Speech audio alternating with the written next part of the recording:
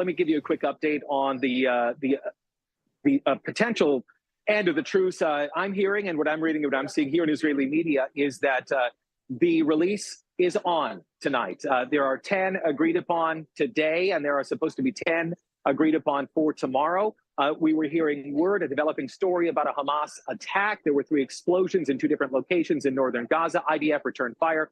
I can tell you the security minister here in Israel was pressuring the government and the war cabinet not to take the truce lightly and, in fact, to retaliate, maybe escalate. But it sounds like Israel is not going to escalate. There's the big headline there.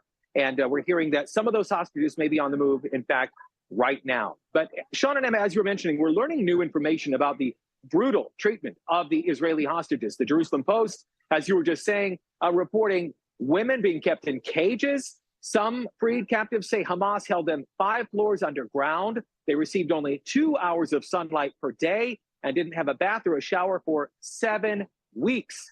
78-year-old Rudy Munder, she was part of the first group of hostages released on Friday. She's in the green jacket there. She says she was kept in a suffocating room with her daughter and her grandson, that they slept on plastic chairs for nearly 50 days. Here's an extended cut. I translated from Hebrew. Here in the hospital, sorry, it sounds a little tingy and hollow, but you'll be able to understand what she's saying about the horrific conditions. The girls would cry sometimes. It was very difficult. We slept on chairs without a mattress. We covered ourselves with a sheet. That's all we had. Not everyone had a sheet. The boys slept on the ground. We were held in a suffocating room. We were not allowed to open the curtains. He brought us, for example, chicken with rice, all sorts of canned goods. That was our food. When we woke up, we had tea, and tea again in the evening, and some sweets for the children, until the economic situation started to be bad and people were hungry. Here's more. The nephew of 72-year-old Adina Moshe. This is the Israeli woman in the infamous photo that I know you're going to recognize in a moment. There it is, pinned between terrorists on a motorcycle. The nephew says that Moshe had light sensitivity on Friday, wouldn't even look up from the ground. Tom Hand, the father of 9-year-old Emily, says that his daughter thought she was in captivity for a year, and that she won't stop whispering. Also says she cries herself to sleep.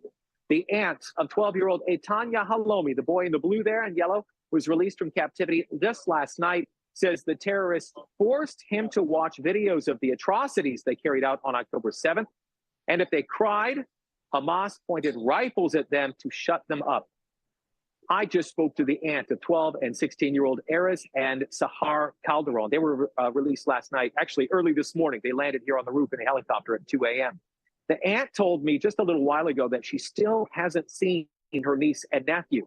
I asked her why, and she suggested, without getting into specifics about the emotional trauma that the children suffered, they said they only want to see their mother, Sean and Emma, and that their father is still in captivity. This is part of the Hamas psychological warfare, right? They release certain hostages, and they will only release, they kept the father behind. So now, if this family is to share about what they can't say, oh, it was terrible, it was awful, because something could happen. They're not in a position to speak freely because they could kill their father. Hamas could kill their father. So it's a really hard situation. They're celebrating, they're happy, but also in the same time, they're not happy because not everyone's home. Yeah, the difficulty, again, there of reporting, the sheer fact of the matter of reporting on, again, a terrorist organization holding hostages and the tactics that are being used, again, not releasing the full family unit, as Daniel Cohen was pointing out from Tel Aviv. Daniel, thank you for that.